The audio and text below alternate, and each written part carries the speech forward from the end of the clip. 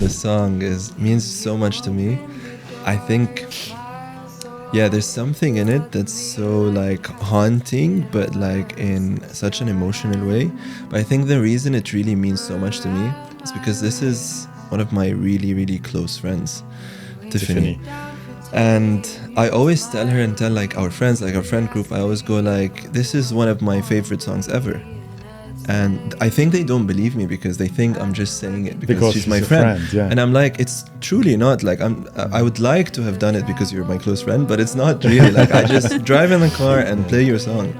And every time it starts, like the song starts, What is it touching you? What is it? I don't know. I guess because of the way she's written it, there's so much storytelling in it. And I'm a very visual person. And she really like tells you the scene and what happens and the emotions and what people are doing. You can see the cup of tea. You can see how she's going up to this person's house. Also, the other thing is the genuine expression in it. It's very rare that you find someone who goes like, you know what? I'm trying to work on myself. I'm not there yet, etc., etc. There's so much that I need to work through, but can you just let me stay? That's beautiful. Yeah, like that's beautiful. Yeah. Anyways, and I can talk. No. And we're gonna talk about that. We are going to talk about that. We are talking about it. It's true. It's true. Here we go. Exactly. When he sent me this song, I was, first time I put it on, I said, exactly as you said, it's like, there's a school of artistic expressions, which is art figuratif, in French, which is. And for me, this was like, figurative music, because you go through a scene 100%. that she's singing, right? And it's exactly as you are describing it. And in terms of the structure as well, like the main chorus, I feel like is only at the end. So you don't really hear it until towards the end. So anyways, so we're gonna ask our listeners to download that song and please till the end, really because is it is beautiful. really a beautiful one. Hello and welcome to Forward Moves, hosted by Lina, Nahhas and Raja Haddad. A conversation with our guests about the path of their successful journey, what keeps them moving forward in an ever-changing environment. Hello, Fadi Rifai. How are you? I'm very good. Thank you so much. I'm so glad I'm here. Thank you for having me. Well, thank you for making the time. For those who haven't guessed by now, Fadi Rifai is a multi-talented creative leader who is equally involved in the professional and expressive aspects of the events and performing arts industry in the Middle East. His 12 years of diverse international studies and experience in music, theater, film, and television include involvement with Netflix, Shahid, Universal Music, NBC, just to name few of many high-end creative platforms. As an established artist, Fadi has directly worked alongside A-listers from the Middle East, such as Asala Nasri, Qusay Khawli, Khaled Abul Naga, and Ali Sulaiman. He currently also curates, shares unique artistic performances in collaboration with high-caliber entities such as the Arts Club, Arabian Days Festival, TODA, the Theatre of Digital Art, and Tanweer Festival, which you had, recently, a few months ago. He has two original released albums on all platforms that you can all download and listen to, with over 250,000 Love streams. that plug. Yes. We can do some more later on. We should. We'll put that in In the a screens. subtle way. Yeah. I've got a couple of plugs Or to not put so in. subtle. I'm sure we will. Fadi performed for high-end clients such as the Mind Valley, Sika Art Festival, and so far. He excels in the genres of Arabic classical, Arabic pop, Arabic Western, fusion, Arabic experimental, and Sufi alternative. So Fadi, you have a remarkable background and an amazing voice, spanning multidisciplinary artistic platform. Can you take us back to the beginning? I know it's a cliche question, right? But I think it's very important to try to understand what sparked it all. What sparked that passion for not only music but performance art. I feel like, thank you for that introduction. I feel like maybe a couple of years ago, I wouldn't have allowed myself to receive, everything that you just said. Even if I knew that it was true, it was like kind of resisting accepting the things and the achievements that we do and really who we are and what we can bring to the world. And I think it's such a subtle balance between, being humble and reminding ourselves that we are learning every day. but also acknowledging also where we are and where we've come. And that balance kind of is something that I have to hone every single day still, to find that subtle balance. So thank you. I mean, the beginning is, I believe it's so funny because very recently I went to Abu Dhabi to see my family. So my brother was showing me a lot of home videos that we took when I was very, very young. No. And ones that I'd never seen for a while.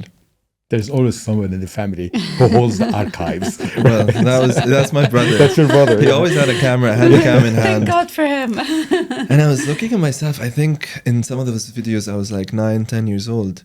And I've realized, because you know all these things, I mean, they're memories, we still have them. But I don't necessarily revisit that period of my life. And looking at myself, I was like, wow, I still, I had that same spark, childish, curious passion to express through art, through my body, through music, through singing. And I saw it. And I think that's where it all started. I think it was always within. It sparked it again. Yeah. And it was always within since I was a child. I just found ways to express it because I was born into a family that was into music. My mom is a singer. I mean, she didn't really pursue it, but she is a singer. She has a beautiful voice, and her family as well. And my dad studied music composition. He had a PhD in it. So I grew up in a family that was, that Very really musical appreciated. and Yeah. But it's interesting what you're saying. It's like, as you said a couple of years ago, you wouldn't allow yourself, and the choice of word is really fascinating. You said, I wouldn't allow myself 100%. to receive what I just read. And then right after that, you said, I watched old videos of me as a young kid, and I was surprised. Wow, and so something happened that that triggered that. What, I'm gonna allow myself to receive this kind of feedback, and I'm gonna allow myself to live the spark. What was that trigger? I mean, I think there's a number of them. There was a period of time. It's a very, as we all know, it's a very long journey that's ongoing that never stops. But there was a point, I think, where before even allowing myself to accept all of what I did, I wasn't allowing myself to do what I wanted to do. So there was a time where, I had secluded myself, isolated myself. I didn't want to do art anymore. I had so many insecurities and doubt when it comes to my expression. And I remember it was... I remember one day I was watching one of those videos of auditions, and I would usually get very emotional when I'm watching someone who's auditioning for something. And I'm like, good on them. They really chose themselves. They quit that job. They did whatever. They don't have to quit a job, but they just really chose themselves. And one of those times when I was watching it, I was in Australia at the time. I was like, what a hypocrite I am. I keep saying this about all these people. What about me? What am I doing with myself? And it really clicked.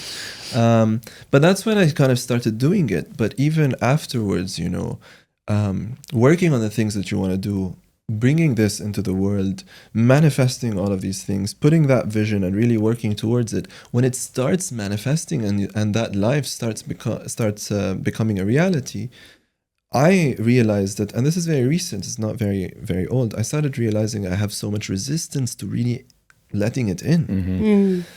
And it's like this stress of like, oh, I need to, rather than realizing there was a moment where I was like, oh, I just need to breathe into the life that I've manifested. This is what I've wanted. And I say that in the sense of, I am now making a living through just expressing genuinely what I want to express. Was there a point where you realized, we were talking about the spark, you're looking at your younger Fadi, and then the journey of always having that in you, background to an extent, the DNA plays a role to an extent, upbringing brings. Was there a point where you realized this is not mine and I need to offer it? Like this is an offering. It's not just accepting who you are, but it's like offering who you are. Because I feel that in a lot of your performances when I'm attending, like Fadi is transmitting something, and it feels like an offering. And this is where I feel you're so relaxed. I think it's the biggest sin, and the biggest. I think it's really the biggest sin when anyone really kind of keeps their true essence away from the world, because I feel like we are all created, we are parts of this, parts of this planet, parts of this universe. We are all these beings, these different organisms, right? And we don't look at it, I guess, holistically when it comes to us being really part of this whole creation. And I feel like just as, any specific animal or the wind or the water or specific processes that happen, they have specific purpose in the world to create it in a specific way. And that's why we're here. This is why we pop up and pop back down into this earth, is because we're here to serve a purpose. They call it different things. I don't know if I'm going to pronounce it properly, but ikigai, I think, is one of them. Yeah. It's like finding that essence. And and keeping it hidden away is a sin towards the whole universe. It's not only about us. So yes, I did understand that, but also saying that, I also want to be true to the fact that following that purpose is also something that brings joy to myself. Yes. It is serving the other and serving the world and the universe, but it is also something that brings me the most joy. Yeah. I'm the most blissful when I'm expressing fully and I'm being myself. Yeah. And it's, there's difference between finding a purpose and actually taking the leap towards that purpose. And usually we have a section that comes later in the podcast, but you said something. We reach out to your friends. They sent us questions. I forgot about that. And you said something that resonates with what Tiffany, whom we heard her song at the beginning of the show, wanted to ask you. So I'm going to bring that section up, bring it on. Earlier into the show, So that she can ask, Fadi, that question, because it links to what you were saying earlier about why am I being so hypocrite? It's like, look, these guys 100%. Are putting themselves out there. So choosing yourself. Interesting. Hey, Fadi. It's Tiffany. My question for you today is, how are you so extremely handsome and talented at the same time? No, I'm kidding. That's not my question. My question for you today is, what advice would you give someone that is very passionate about performing or, passionate about their art or their creative projects, but are still stuck in a 9-to-5 and are too afraid to take that leap? Maybe quit their job or, just take that scary step towards committing full time to their creative projects. If someone's struggling between that, what would you say to that person right now? Great question. Such a great question. I mean, I feel like there are different aspects to this. There is the kind of internal aspect of, talking about, trusting yourself, trusting your intuition, but cultivating all of that, right? Cultivating a place where you really trust what you really want to do, but have it done with clarity. Because it's very easy for us to kind of be distracted with things, go like, oh, actually, you know what? I want to get into real estate. That's my true passion. But where is that coming from, really? Is it coming from a place of this is truly my essence? Or is it coming from, oh, I see that it's creating a lot of abundance or success for people and I want to be part of that?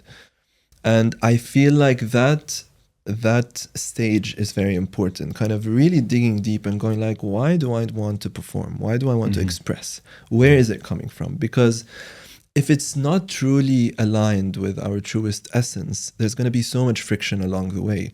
And maybe quitting that job is not the right decision. Yes. So it's not about like, yeah, do whatever you want, etc. Well, yes, do whatever you want. But I feel like there's that part. And I feel like once that is done and you're like, no, this is actually what truly, really matters to me, I feel like when it comes to reality, at least in my experience, what happened with me, I feel like there should be a good transition period where, you know, if someone has a job or has a specific source of income, they should have in mind, okay, I need to get to a place where I have my truest passion be a source of abundance as well in my life.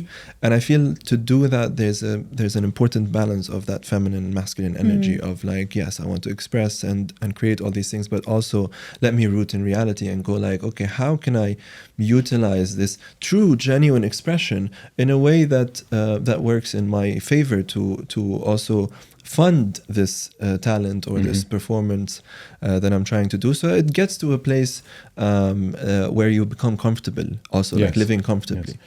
So I guess a transition period, which I did for like around 2.5 years before I decided to take the leap, because I knew I wanted to, but in that time kind of cultivating connections, signing up with agents, honing in on my sound, trying to understand specifically what kind of sound I want to put out there, taking a lot of professional videos, creating a portfolio. You know, all of that is a lot of work that has to be planned and done in order to get to a place where you can take the leap and still feel comfortable and selective, rather than, you know, take the leap and go into the world wanting to perform, but then having to do all the jobs that you don't really like and enjoy. But it's You just, you know, I loved how you placed it, of that inner outer, you know, the masculine, feminine, the yin and then the yang. I understand how you did the yang, the kind of the practice, the putting it out, the creating connections, the network, all of that was very clear to me. Cultivating knowing thyself to begin with. What sorts of things did you have to go? Like, these are important questions. What is the journey with that? How do you go about doing that, cultivating that, knowing that this is honing in, like you said, to the Fadi passion? Finding a way to be fully honest with yourself. And this way could be different things. It could be going to therapy. It could be finding a spiritual practice that gets you in that state. It could be surrounding yourself with people, the right people who are going to be honest with you, but like having your best interest at heart. And I say finding a way because, you know, we don't want to, or at least I don't want to like say, oh, it's this way or the other, you know. There's so many ways. There are as many ways to self-realizations as there are people in this world. And so yeah, finding a way. I mean, for me, it was a yogic practice. And what it does, it's a combination of breath work, of movement, of mindfulness, of, you know, chanting, etc. So utilizing all these tools, which is, you know, sound, movement, body, therapy, clearing the mind, calming the nervous system, all of these things to balance the physical and chemical aspects of the body to create that foundation that allows you to face what you need to face and to move forward with and to be able to do something about it, you know, whether that's internally or externally. So yes, finding a way to be honest with ourselves. Was the Sufi singing part of it? I believe it was a huge part of it, but it came at a time where I had already done a lot of work, right, to the point where it kind of presented itself to me. Okay. It wasn't something I pursued to help me work through things. My path, which I took, was therapy and yoga. And then as soon as I kind of got into a better place of starting to be able to accept all the truths about myself, so some of which are very harsh to accept, that's when the Sufi poetry came into my life. And the reality of thing is because is before that, like I believe a couple of years before, I was in a really bad place, and I tried to get into Sufi poetry to kind of calm myself down, to understand things, to answer my questions, and I couldn't. It wasn't the right time. Timing. I wasn't able to. Like I had so much prejudice actually against, or resistance, or incongruence, or the stuff that you still had to look at 100%. that needed dissolving. 100%. I want to come back to that, but I want to play another question by another friend, which exactly, you know, you're on because fire. I mean, their friends are on fire. They really wanted to talk to Fadi. Oh God. Which will help us, you know, in the next question that I want to build 100%. on. So let's do here's it. one coming. Let's do it. Hello, Fadi. Hello, everyone. Thank you for having our voice be part of this. From creatives to creatives and the aspiring ones, we always have a lot of questions and sometimes limiting beliefs that stop us from being at our true potential. Now, my question is, how and when were you able to take the leap and put yourself out there and become a full-time artist? What was the threshold that you had to cross that gave you the boost to trust that you are fully ready? And I find Ahmad's question so interesting because it's in line with what you were saying. It's like, it's not enough to know what is the purpose. It's not enough to prepare so that we move towards that purpose. It's not enough to pick up some elements around us that will help us. There's one moment, where he said all these align together. And this is what Ahmad was asking about. It's like, what was that threshold where you felt I can live my... I love how he used threshold, though, because it's almost like threshold comes when you're so patient and waiting and had enough and then jump. So what is that? I love how he phrased it. First of all, I love that I'm being able to hear the voices that I love so much. It makes me so happy. These are all people that are insane creative artists that have talent that is beyond anything I've seen. And to be able to see actually them in their heart putting out so much creativity, but also staying aligned and staying true to who they are and stuff, so inspiring to me. And I always say I'm so grateful for these people that I've come across, because it's very rare, the community we have around us. So thank you. It makes me emotional actually to hear them. What's the threshold? I guess, like you said, it's like it's building up slowly, and I think it's about being honest with ourselves. Of me telling myself, "Am I ready or not? Yes. Is it the right time?" And that has to do with my creative expression as well. Is it where it needs to be? At least in my eyes, not for anyone else. Is this the full potential that I can get to? At least if it's not the full, like where I want it to be, in terms of the quality of it, the quality of the sound, the video. I often would look at stuff that I was doing and afterwards go like, you know what? It's great. I'm thankful. But it's not really what I want to do, But it was a step that I needed to take because I didn't have the resources, I didn't have the funds, whatever the reason is. So I guess being honest with myself, I just kept working with heart and just being genuine about it, also creating things that I really care about. I believe until I realized that, okay, what I have now can actually, sustain me in a financial sense, in an emotional sense, for it to be fully fulfilling, because in the beginning as well, when you're creating those connections and cultivating this path, you have to kind of go to do things or do a gig or a job and stuff that you don't really fully align with. It's like a continuing balance, isn't it? Like this continuing balancing act. But what's striking me is that listening to you when you're singing, there's a lot of this kind of, at least through the lyrics again, I'm referring to the Sufi music and poetry, the surrender. And yet when I'm hearing you here speaking, there's a lot of calculation and that balancing out, but there's a lot of preparation, a lot of, rather than just the mystery of it all, like there's a lot of that balancing act that you've taken on board. And yet when you spoke, you gave yourself permission, maybe not my fullest potential, but at least most of it, at least meeting most of it. And I suppose my question to you is, when do you know, is there an inner impulse? When do you know you can jump? Or is it all about the facts? That now I look at the camera, now now I get enough business, now I get it. I think it's both. No, because it's both. Because at the time when I did take the leap, actually, just to kind of root this in the reality of things, when I did do it, it was a combination of misalignment with what I was doing before that was causing me misery. Right. And trying to also have that as a priority. What is my experience in life as a human? Okay.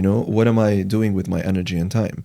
So it was that, but also getting to a place where I feel like I have done enough things to allow me to sustain myself, but it wasn't fully enough. And when I did take the leap, it was very difficult. Because you can calculate all you want, but the reality and the truth is a different story. It doesn't mean that it didn't help that I was preparing for it. It did help, And I had options of what I would do with myself, how I would manage my life, how would, expenses and all of that. But it still hits you different. That first summer that you get as an event, someone who's, in events and curation and music and singing, and you're not part of a, organization anymore. So when those things hit you, you realize, okay, I need to up my game. I need to level up. And how do you do that? How do you navigate? Because I agree with you, Lina. It all sounds so.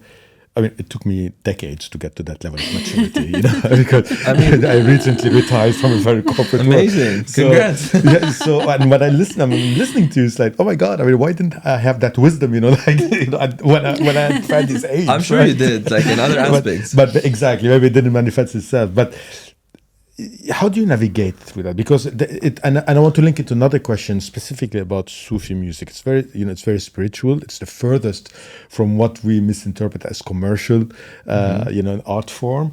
Yet you make it accessible to different, generations of music lovers. And so when you said, I can plan, I can prepare, but then hits me. It's like that first time it's not happening the way I wanted it. You navigate through that. At the 100%. Same time, you're navigating through making Sufi music accessible. So how this navigation happens with Fadi? The Sufi music that I've been sharing, I've always shared with people, and this is my truth, is that it is a process for me. It's a meditation for me. Usually when I have a Sufi sound journey, I need it for myself. And so creating that space, having so many people and their energy, allowing me to go where I need to go and feel like there's a safe net that is receiving, because the type of people that, we've cultivated into coming to these things are the people that will kind of hold space for you. Yes. And love so that. It was a process for me, and every single time I would do it, I would be going through whatever I was going through, and it would help me see and get clarity and process. And then the next day, I always, after every Sufi journey, at least up until recently, I would not be able to do anything for 2 days just to integrate what happened. So I guess in a way it's not work, and I feel like navigating such a thing again comes back to balance. And the balance that I not always perfectly had, but that I did have, for me came from my practice, my yogic practice, because it would realign me to a place where I have the strength to navigate.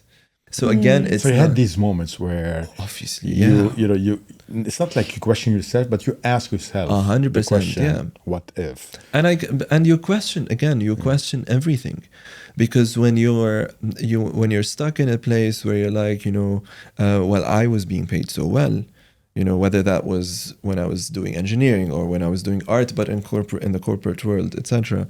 And I had that security and stuff, and you're like, what am I doing? Because you're like, what if this never gets to a place where it's sustainable? And what jolts you back into the path of your purpose? Again, it's the practice. For me, it's the practice of getting the mind away from making decisions and conclusions based on my current emotional state. So staying true to the core. Yes. So navigating through the emotions, reminding myself that, okay, the emotions I'm feeling now are circumstantial. It's because I'm having 20 days of like not having money or whatever that is, or 20 days of, or this time of like getting a very, very big no for something that, you've been working on for so long and auditioning for months, because it always happens. Or something I've been working on this concept and like applying and doing all these things, and you build, and then it doesn't happen. So kind of like allowing the disappointment or whatever feeling or emotion to settle in, to feel it fully, but not allowing it to inform the decision. There's so much, even in your conversation, that self-awareness that is very obvious you've done the work. And by the work, I mean the spiritual aspect, that inside job, as I call it. It's quite clear to me that you're coming from that space. There's this constant discernment, constant invoking of wisdom that comes from within. And you said it right at the beginning. It's an ongoing journey. Yes. Like it's quite obvious. And I reiterate what Reja said. I'm jealous. I wish I had that at that age as well. I said it first. But it is an ongoing journey, and it's quite inspiring to see that there's always that coming back to self, coming back to choosing self, choosing me first.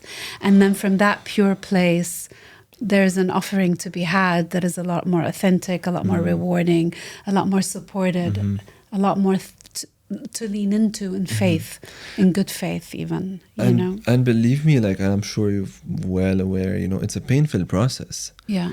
It's not an easy thing. And this is the thing. It is about flowing and trusting and all of these things, 100%. But what comes with that? What does it take for us to flow and trust? What does it take in the real world, you know? How much does it take of you, of like, you know, having to wake up, having like been so disappointed and get yourself to a place where I'm able to sit on that mat and do the practice of yoga. It's about being able to find a place where you go back and go like, wait a minute, you know, where are these things coming from? Is it coming from, you know, my true essence, or is it coming from fear? Where is it coming from?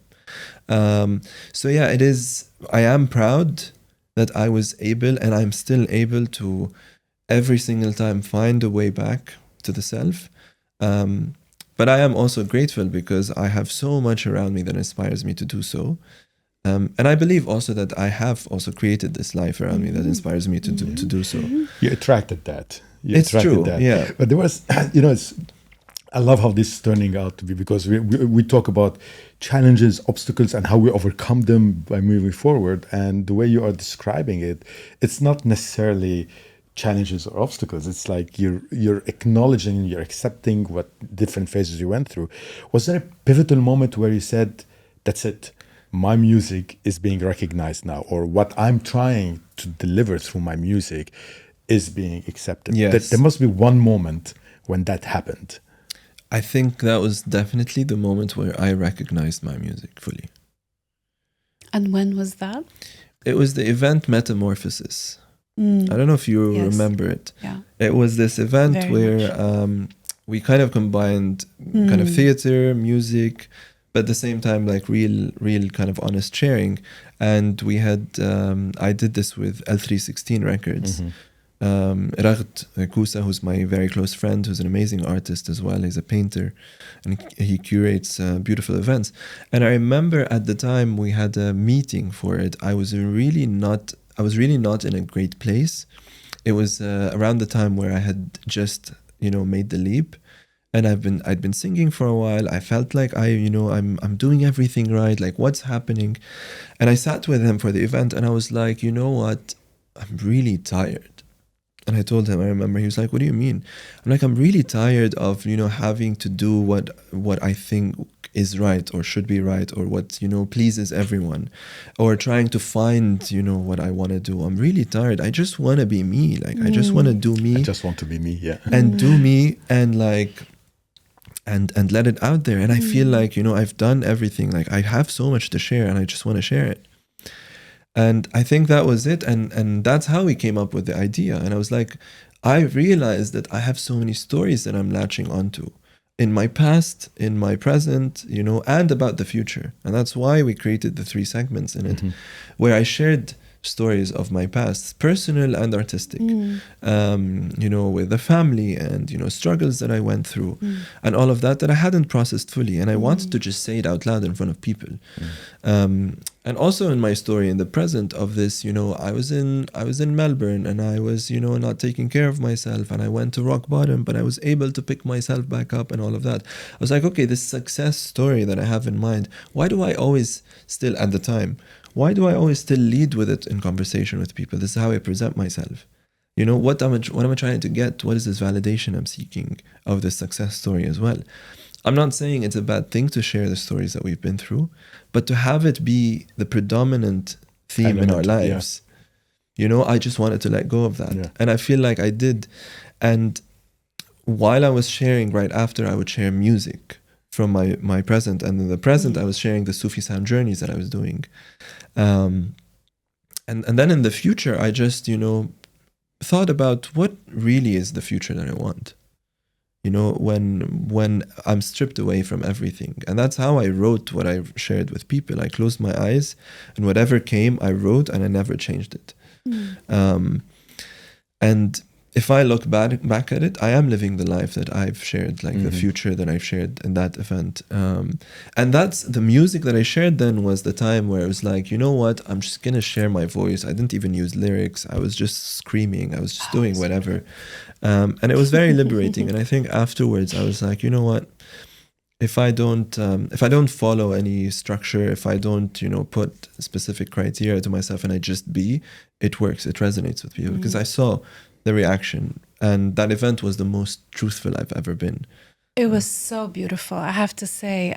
I was mesmerized for days after, and it was really what you just said, the liberation that everybody yearns for. It's kind of like coming out of that cage. What's interesting is that we all go through that internal struggle. We all go, but there was a need in you to showcase it. There was a need in you to showcase it creatively. There was a need in you for it to be received. And again, I go back to this whole not holding it to yourself, but offering it in order for it to liberate you finally. It's almost like you were seen.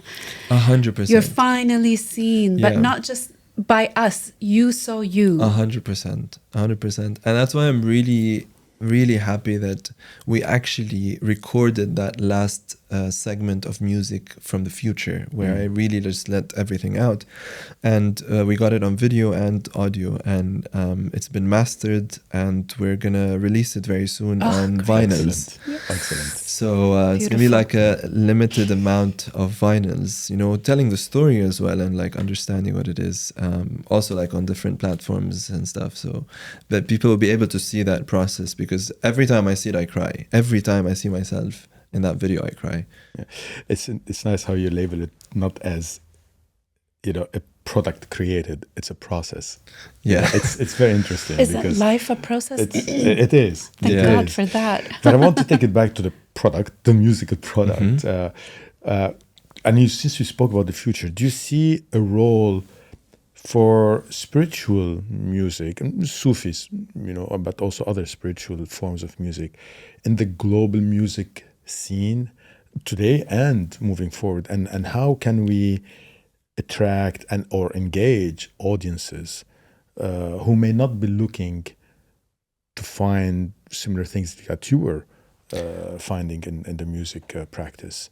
I believe we have to first, I think, strip down the word spiritual from a lot of things to be able to kind of like really answer that question honestly.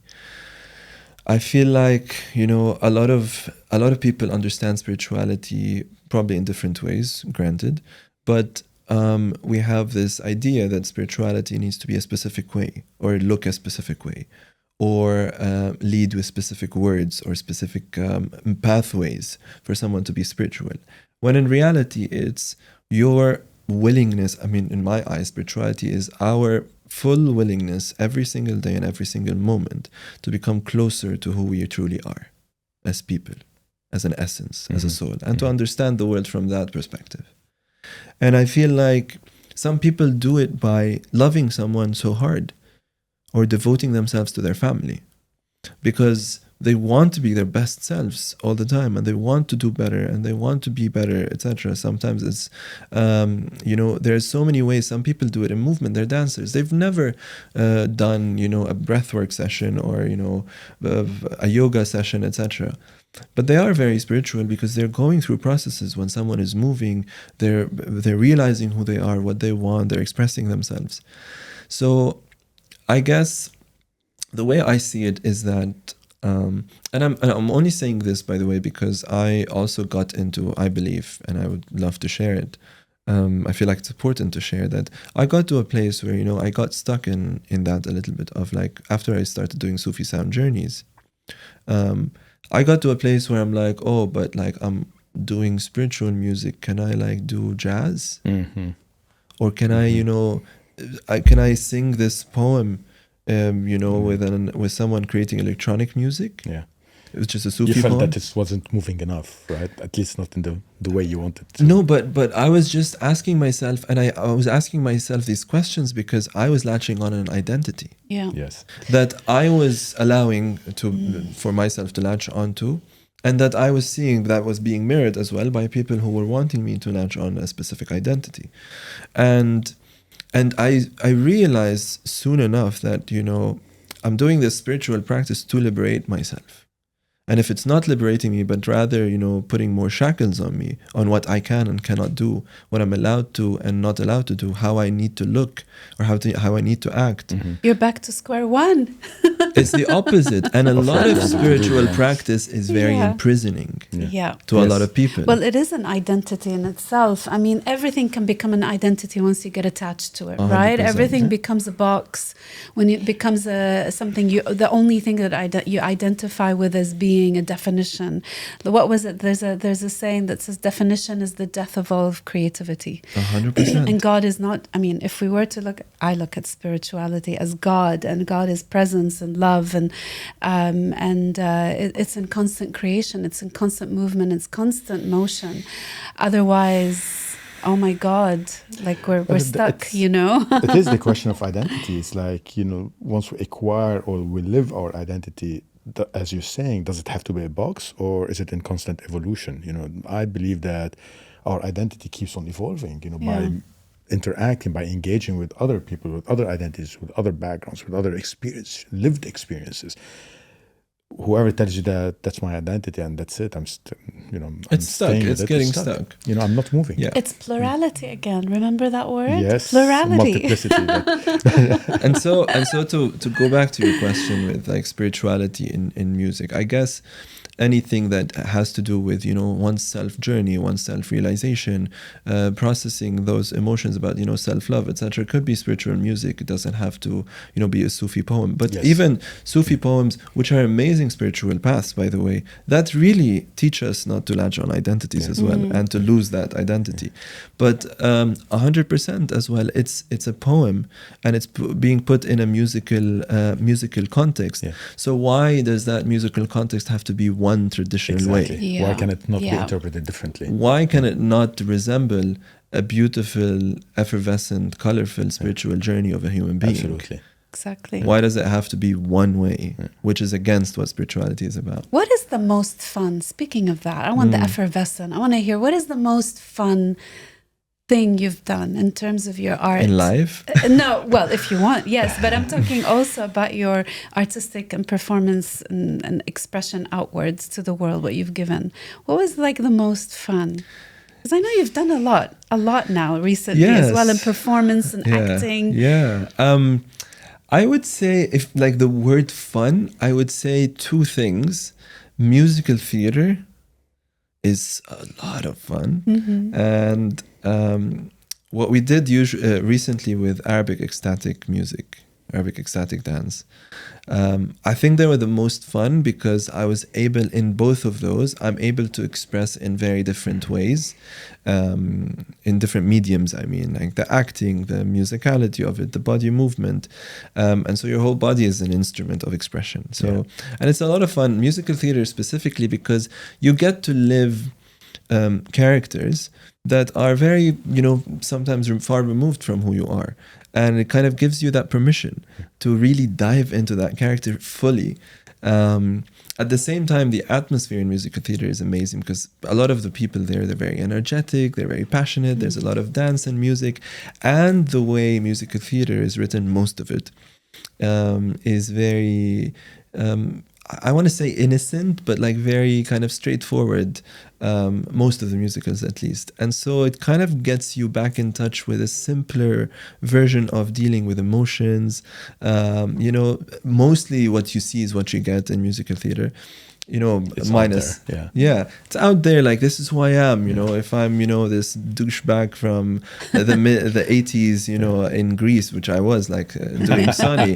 You know, I was like, I don't care about anyone. You know, whatever. You know, like you can, like, you just get to a place, and it's really like gets to you. But it's nice to live that person for a while, I guess. Well, you mentioned you know, people and community and friends. So we have not one last question from a friend specifically about that. Oh, true. Ooh, Let's do Cristal. that. There you go. How do you feel that your community or your friendships play a role in supporting with your music and its trajectory? And how do you feel like your connections inspire also some of your work? That's Cristal. Yes, that is such an amazing artist, multidisciplinary architect, like beautiful. You know, these people, friends, the community, they are the people that, you know, you go to and go like, you know what, I'm so frustrated. I've been doing this for so long. I haven't been able to release music. I've been trying to work with people, but like no one is like, you know, focused on this as I am. I don't have the funds to do it. These are the people that see that part of you, you know? And mind you, I wasn't allowing myself to do that before. So like it took me a while to kind of find the community and then to allow myself to be vulnerable in front of them. But that's a different story. So There's many layers, but by allowing yourself to, you're allowing them also to fulfill a role in your 100%. life, and that role is 100%. But that's again like allowing, but doing it is when you start realizing, you know, these feelings are okay within you, and not judging them, because that takes a while. So in that sense, that kind of net is very important, to feel seen 1 time, 2 times, 3 times, maybe 10 times or 100 times before you get to a place where you're like, you know what, when I feel down next time, I know I got it. I just need to go through the emotion. So that's very, very important. The other thing is, when you have a community of people who are so capable of creating amazing, insane art, suddenly the idea that you have is not an imaginary thing anymore. Suddenly it becomes such an easy thing to accomplish, because you have the community around you who are artists, who are amazing people, each one is an expert in what they do. So if I bring my, you know, voice or songwriting, etc., and the audio, and I have this insane idea of a music video, we have an amazing director who's well established. We have someone who, you know, the actors, the dancers, the people who are expressing. The sense of the community comes together. Together, and it's easy to create with people you trust and love and aligned with, you know, and who will not hold back from telling you 100% how to move forward. 100%, and you know, doing it so genuinely. And what Cristal asked, you know, and it is manifesting right now, because for the first time in so long, I've actually, you know, recorded a track recently. It is a Sufi poem, you know, kind of culminating all this conversation. It's a Sufi poem, قلبي يحدثني. Oh, I love that one. And it has been produced by a Lebanese music producer, who just saw one of the videos. We got in touch and we just started working on it, you know, month after month. His name is Shadi Karyo. And we recorded the audio, and now we've brought together the whole community, and we're shooting the music video next weekend. So yeah, just the weekend coming right now. And it's amazing, because all of these people that I've met throughout these couple of years, where I didn't really know, like you said, again, this is where the balance of trusting comes, of like, I do what I can. I do everything I can, actually. And I just do it with so much heart and as much authenticity as I can. And then the people that I meet along the way and I really resonate with, keep close and really cultivate this connection from a heartfelt place with no intention whatsoever. You know, right at the beginning, when you brought people up as a subject, right at the beginning, you said, I'm actually feeling myself being emotional. It's true, yeah. What is it about this? Because now, speaking about all these people coming together, getting aligned, conspiring towards a positive video together, and who knows what's going to unfold from that, the weaving, this kind of mysterious weaving. Why is it so emotional? It's a validation of that yearning that I feel like I've had since I was a child. That yearning for purity in the world and within myself, of how powerful artistic expression can be and how deeply I would like to connect with people. And maybe I wasn't in a circumstance or a place or a circle that was necessarily kind of mirroring that. And every time I connect with these people or see them or hug them, or hear their voice, it's a reminder of That yearning. the beauty that comes from trusting that yearning and really doing everything we can to find your tribe, find your people, find your community. It also is emotional because I care about these people a lot, because I love them a lot. And I think also the other part, it's a reminder of the self-love that I have, like the amount and depth of connection that I'm able to feel with these people have only come after my ability to do so with myself. And that always gets me, because I have so much gratitude towards that, because it wasn't an easy thing. It was a very difficult thing. And so every time I see these people in front of me, it's like this beautiful mirror of like, oh, thank God, I'm so grateful, that I'm able to love myself this hard. Beautiful. Because it's beautiful. Yeah. It's beautiful. It strikes me that you're the one who's seeing. Like it's almost like you're the one who's removing those blinds with layer after layer, and so you're able to see that mirror, and that's really and beautiful.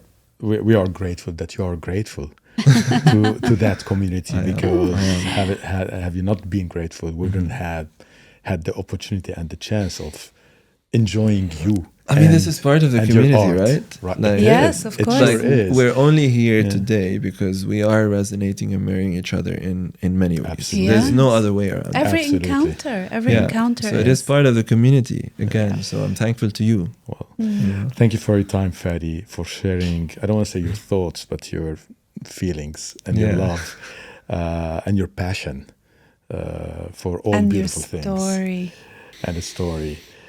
This has been Forward Moves, hosted by Rasha Haddad and Lina Nahhas, a conversation about Fadi Rifai. Thank you so much. And his passion. We are recording at the Poster Studio in Dubai. Our producer for today is Aboud.